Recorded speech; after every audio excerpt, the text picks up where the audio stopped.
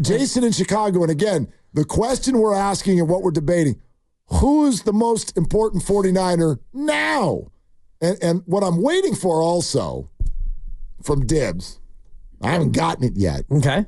Is a big old heaping serving of I was wrong. In terms of? Well, last year, Brock Purdy was the 7th most important 49er. Yeah. That's what you told me. Early on. Okay. He moved up the list. Oh, I see. He moved up. I didn't know you were going to move the goalpost like that. Why, everything changes with new information. And right now, he's more than the 7th most important player. What is he now? He's probably right now the 2nd most important player. Okay. 3rd, if you want me to go Dominic Pooney on you. I won't do it. But he's only behind Trent Williams. And if you want to look at Trent Williams and the record when they don't have him and they're 3-6 without him over the course of 4+ seasons, which is political math. It must be an election year. It's just math. No, but these are just facts. Right, but when he doesn't play, they lose 2/3 of the time. Yeah, that was. And I'm sorry if that bothers you. You want to let me finish the sentence that's going to blow your record up? Go ahead. You ready for it? Go ahead. Mark. Tell everybody that 3 of those losses were before Brock Purdy was on the team. Tell everybody that because that's significant for the conversation that we're having. They had a quarterback on the team at the time who has been to a Super Bowl. Uh-huh. But that's not what we're talking about right now. So what's Brock Purdy's record without Trent Williams? Brock Purdy? Uh-huh. 0-2. 0-2. Is that accurate? You can ask me a question. No. I'm going to give you an answer, and you're going to question me? I think he's lost. I think there were more games than that Trent missed. Trent missed 2 games last year. What about the year before that? They lost them both. What about the year before that? The 3 games that he missed, I believe, were pre-Brock. He missed the Rams, all of them? Carolina, and Atlanta. Trent came back for Kansas City, which is when your beloved Brocky Poo stepped on the field. No, he did not against Kansas City. He came on the field against Miami. Oh, so yeah. Christian started that game against Kansas City, but was limited. He was like a half participant. Right. Trent missed 3 games. Rams, Carolina, Atlanta, weeks 4, 5, and 6. That's it. So when Brock came on the field from on high, Trent was already back and healthy. So 0-2. And helping him out. Okay. 0-2. Small sample size, Steve. 3-6. 0-2. All time. Got it. Okay. Just want to make sure we're all squared away with the numbers. Yeah. We got plenty of people in media lying right now. Brock has never won a football game without Trent on the field. Has Trent ever won one without Brock on the field? A bunch. How? I mean, since Brock became the starter? Oh, since Brock became the starter? I mean, no. Okay. Trent's won a whole lot more games than Brock has. Trent, how about when was Trent on the field in Chicago? Was he on the field with Trey Lance? Yeah, I'm looking, and yes, he was. How'd that go? How'd that go when the Niners had That's an L. When they had Trent Williams, but they didn't have a good quarterback? How'd it look? It didn't look great. How'd it look? You were there for that game. I was there. Yeah, you were. It was awful. And Trent, actually, if we're going to be totally fair, Trent only played 38 snaps in the Jimmy G debacle at Denver. Yeah. That's when Trent got hurt that night. Yeah, and Jimmy ran out the and back the team of the barely recovered after that. All right, but go ahead. Jason in Chicago. Hi, Jason. Hey, Mark, what's up? What's up, buddy? All right, so there is no way it's not Brock Purdy. We would all, as fans, be sick to our stomachs if we're rolling out Dobbsy or Brandon Allen. We can handle no Trent Williams, and it'd be okay. But the more pressing issue, chocolate tracks or fudge tracks is not a real ice cream flavor. Thank you. Please stop. Thank you, Jason. I didn't write the words fudge tracks on the front of the ice cream container. That's what it says. Does it not say that? Confirm or deny? The Dryer's ice cream. I didn't look at it. I'll next break, I'll go look because there's an ice cream social before the show. I wasn't here for it, so I came in and I ate ice cream during the crossover. You sure did. And the YouTube audience asked, what did I eat? And I said, fudge tracks ice cream with Oreo crumbles and chocolate chips drizzled over the top. Jason, you know what fudge tracks is, right? Yes, it is a knockoff of Moose Tracks. Oh, right. I was going to go a different direction, but I like that. Not really. Well, that is not radio appropriate, Dibs. I appreciate it. You know me. Yes. Moose Tracks. I like it edgy. What were you trying to do? I was trying to advocate for a change of underwear. You're trying to get Jason dumped. Jason, thank you. Fudge tracks would lead to somebody getting dumped. I'm going to go. Stop it. Thank you, Jason. Whatever, Grandy. Stop being such an adult. I ate it. Laughing every now and again. I'm going to eat it. I ate it. Yeah, you did. And you can call it whatever you want. It was delicious. It was not nutritious, but it was delicious. Don't talk about that. All right. So I just encourage everyone to go back and do the film study as Greg Cosell and I do. And I watched the game against Minnesota and what you see is an offensive line that was maybe not porous, but they struggled without Trent Williams. Brock Purdy actually made some great throws in that game. He did. And then he had the absolute, not the worst pick of his season. No. But it was up there. It was just an awful pick. I disagree with you completely. Pick. No, it wasn't, because circumstantially. It was the fudge tracks of picks. Yeah, but how far down were the Niners? They were down by a score. You sure? Yeah, 22-17. Okay. Facts. Fine. True or false? When a team is losing and you're given the ball with said, a minute to go, minute plus, what was on the clock? He had, I'm looking at it, I think it was $1:11. Okay. Fact or fiction, the turnover rate in a situation like that goes through the roof. And the reason for that, just like Jordan Love in the playoffs last year when the Niners took the lead, and Dre Greenlaw picked off a ball and then decided to run around and I loved it. Remember that play? The reason the turnover rate goes through the roof is obvious, because a quarterback needs to start taking more chances than they normally would, because you are up against it. You are in a desperate situation. It's not to excuse it. You want to call it a bad throw? Sure, fine, bad throw. It was a pick. But that game for him is still fascinating to me. Not that it was a great game for Brock, because it wasn't. But if you look at what was happening against Cincinnati and Minnesota last year, to me, it was obvious. The defense was brutal. They could not force an incompletion. And that puts the Niners in a situation where they can't use Brock or Trent. They can't run the ball anymore. Fair. You got to come from behind. And the whole thing is just off track. I do need to offer a clarification. Please. Sensation. Thank you. Because he threw 2 picks in that game. I remember them. And the one that I was referring to happened with 5.5 minutes to go. I remember both. 1st and 10 at Minnesota's 49. That's the one that was really the most crippling. The second pick happened with a minute left, and I'll give you that one. That was desperation. Yeah. The other one was just a bad throw, and maybe it's because there was no Debo, and he thought Juwan would continue on his route, and he didn't, but that was the pass where he threw it right to the Minnesota Vikings, and that was crushing. Ready for me to upset you? You're going to blame the receiver, of course. No, I'm not going to blame the receiver at all. I would never do that. Poor wide receiver 3. No, he was concussed. There you go. And we had this discussion. I do remember that. Yeah. Yeah. Brock was fine until he got concussed. Right. And then he started throwing picks. And then he came out the next week. And remember, he wasn't going to play. The doctor was all he shouldn't play. And then he played. And he threw more picks. Yes. Still concussed. That's what you said. And then he went on a bye week, and he came back, and everything was hunky and dory. Yeah, the head was cleared, and he was far enough away from the concussion that you Brock Purdy acolytes could no longer give him a free pass. Can we just admit something? Everyone's insufferable. You're going to pick a side, and you're going to stay there. I actually don't think all that stuff. Those were bad throws, and if you're on the field, sure. you're accountable. You're on the field, yep. You're accountable for your throws. But the same way, sometimes I do that because that's what the opposite to me sounds like. When you go, oh my gosh, Willard's just going to come up with an excuse for Brock no matter what he does that's bad.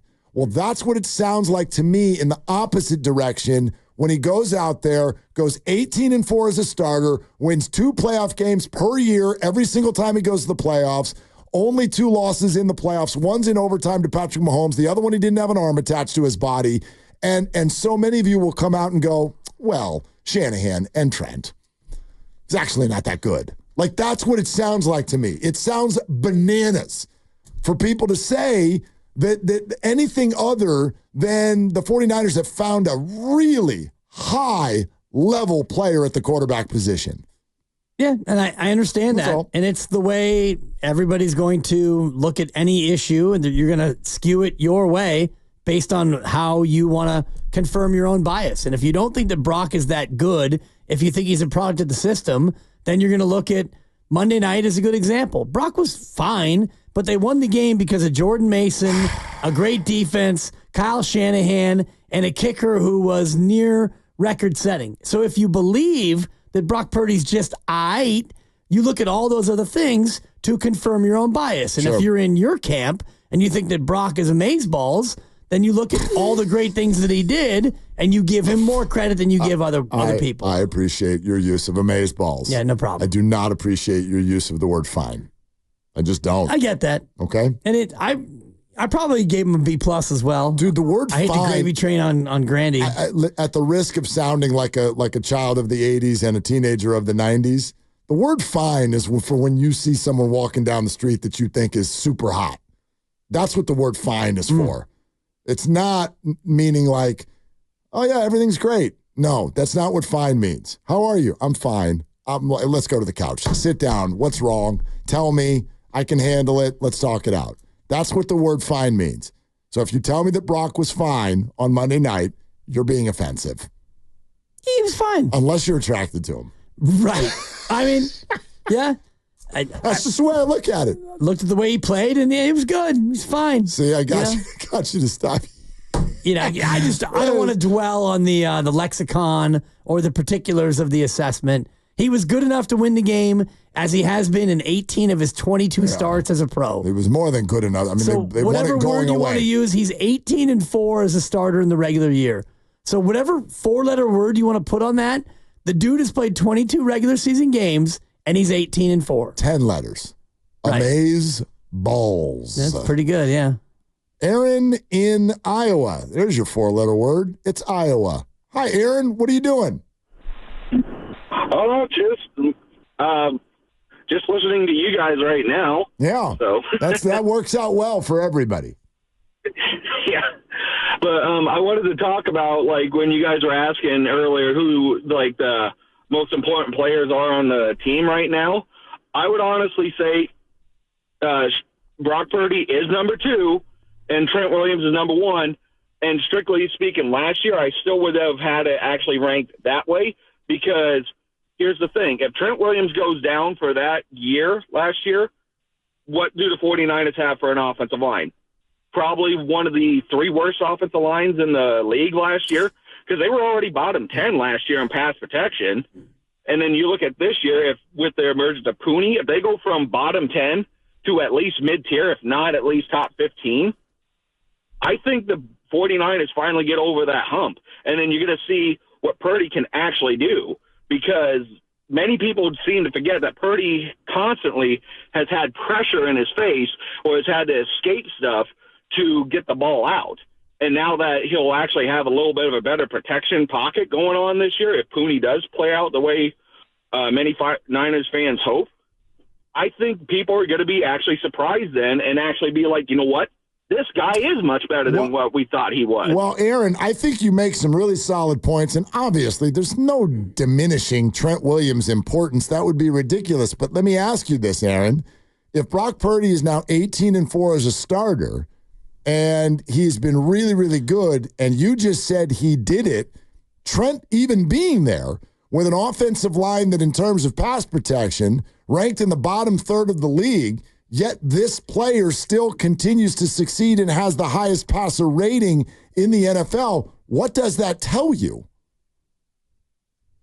To me, that tells me that Purdy's doing extremely well despite being handicapped a little bit. I was just saying that the only reason why I put Trent above there is just because of the fact that it literally takes that offensive line from being probably like the bottom 3 to considerably the worst offensive line for pass protection to a decent, somewhat workable offensive line that Purdy can work with. That's all I was getting at. I'm not saying that I'm not diminishing Trent. I'm not diminishing Purdy.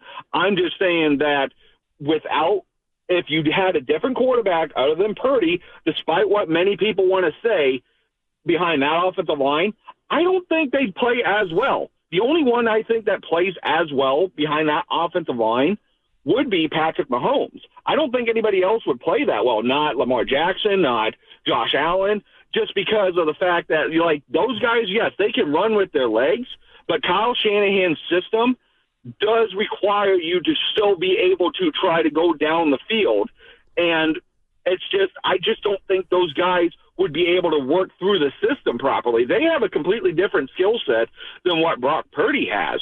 But that doesn't mean that I'm not saying that they would completely fall flat on their faces. I just don't think they would be as successful in this system as people think that they would be.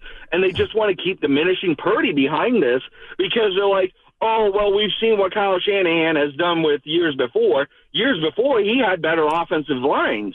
This, since Purdy's taken over, it's been not really considered one of the better offensive lines. Even the year that he. Yeah, no, I was just going to say, and Aaron, thank you very much. It depends. It's a good call, Aaron. It's a good call. That. It depends sort of on what portion of the game I guess you're talking about, because again, there's the pass protection, there's the run game. Interesting you say that. And offensive lines can be very, very different even as the same group. Like take Mike McGlinchey might be one of the better examples. Like Mike McGlinchey was both a good offensive lineman and a bad offensive lineman. Exactly. All tucked into one, depending on what the play call was. I was just looking at PFF from last year, and I know Pro Football Focus is not the end-all, be-all, but it's a metric. It's a thing, sure. And last year, the Niners were ranked 22nd in pass blocking. They were number 1 in run blocking. There you go. So to your point about this offensive line, and when you get into 3rd and 2 and 3rd and 3, it's easier to pass block because the defense doesn't exactly know what's going on. So everything is contextual. This offense thrives on having the run pass capability on any individual play, as any offense does. Only other thing I want to add about the Trent Williams thing, and again, I've got to say this up front, there's no way to diminish his importance. I sat here with you for 3 weeks leading up to this going, there's no way he's missing the opener because there's no way the 49ers are that stupid. They know what you know, what I know, which is that, yes, he's that important. So there's no diminishing him. But my ears perk up when I hear people go, well, if he was out, here's what would happen. My answer to that is kind of like, well, you don't really know that. I don't know what Trent Williams' backup would look like long term. Let's not act like we haven't found players through injury before. Brock Purdy is one of them. When Jimmy was walking off, if everyone had just gotten a phone call right then and there and been like, by the way, that was his last play with the 49ers, what would you have said? And what would you have thought? Where was that season going in that moment? Most likely south. It was over. Yeah. That was it.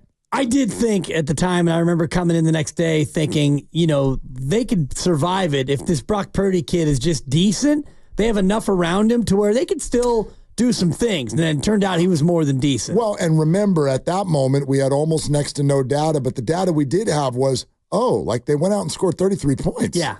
I think the Niners were down 7-3 when he came in, if memory serves.